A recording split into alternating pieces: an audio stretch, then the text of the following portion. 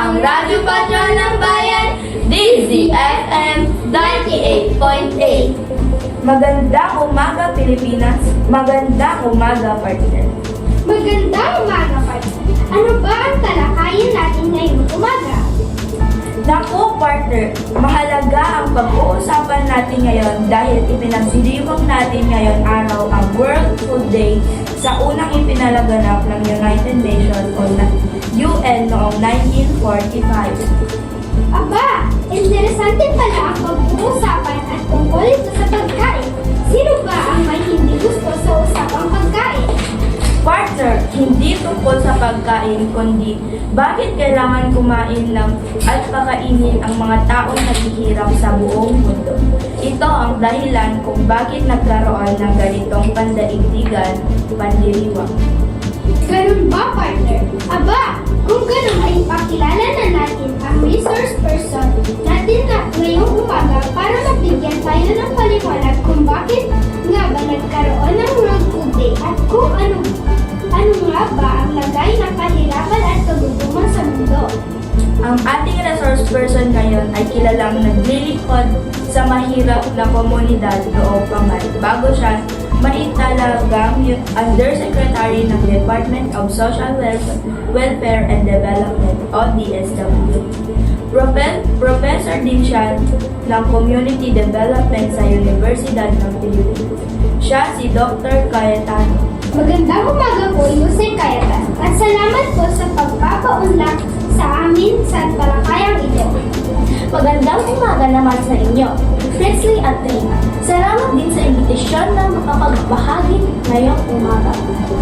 Joseph Cayetano, maaari po ba iyong ipaliwanag kung bakit kailangan ipagdiwang ang World Food Day at iba pang programa ng United Nations para sa maghihirap?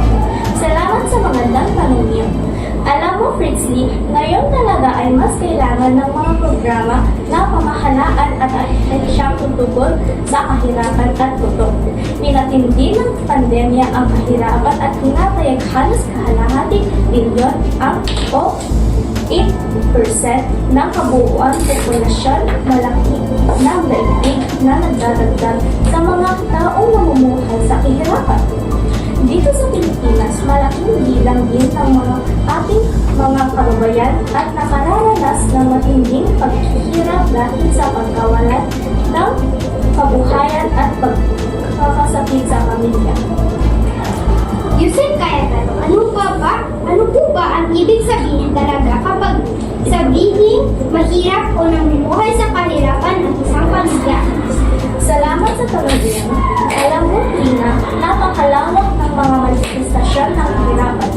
Hindi lang ito kawalan ng kita o kabuhayan.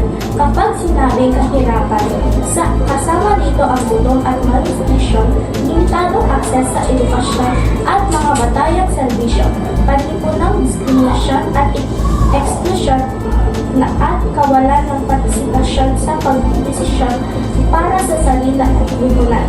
Noong 2015, 736 million ang namumuhay sa kahirapan sa buong mundo. Bago pa man magpandemya, 10% ng populasyon ng buong mundo ay walang akses sa batayang pangangailangan gaya ng serbisyo sa kalusugan, edukasyon, tubig at sanitasyon. Sa nabanggit, 160 million bata ang nangangaling ng mabuhay sa matinding kahirapan hanggang 2020. Naku, masaklap pala ang kalagayan ng kahirapan sa buong mundo. At nakakatakot na hanggang sa mga darating na dekada ay dadanasin ito ng maraming mamamayan, lalong-lalo na ng mga bata. Ano po kaya ang maaaring gawin upang tuluyang masubok ang kahirapan, Yusek? Dahil sa malakihang ang sakop ng suliranin ito, bumuo ng plano ang United Nations na nakapaloob ng Sustainable Development Goals. Binubuo ito ng komprehensibong plano na nagtitiyak ng pagkakaisa ng mga bansang kasaki ng UN upang pagsama-samahin ang lahat ng resources upang matulungan ang mga pinakamahihirap na bansa sa pagpapatupad ng programa at pulisya para sa hirap. Kabilang sa plano ito ang World Food Day at iba pang programa. Kung may ginagawa po ang mga ahensya gaya ng UN at mga pamahalaan ng bansa, ano po ba kaya pwede maitulong ng mga tao? Iyong mga kapasidad na tumutulong sa kanilang simpleng paraan ay maaaring magbigay ng donasyon o kaya ang aktibong lumahok sa iba't ibang feeding programs at relief operations. Bukod dito, marami pang ibang magagawa sa mga paaralan at komunidad para sa mga mahihirap. Nako, ang dami na nating natutunan mula sa talakay. Sayang at patapos na rin ang oras natin, partner. Oo nga, partner. Siguro kung may mga tagapagpakinig ay may tanong patungkol sa mga nabanggit ni Jose Cayetano, maaari silang pumunta sa website ng DSWD or UN para sa mga karagdagan pang impormasyon. Tama ka dyan, partner. Kaya naman ngayon, magpaalam na tayo sa ating mga tagapakinig. Magpasalamat din tayo sa resource person sa umagang ito. Salamat din sa iyo, Princely at Lina. Salamat din sa ating tagapagkinig.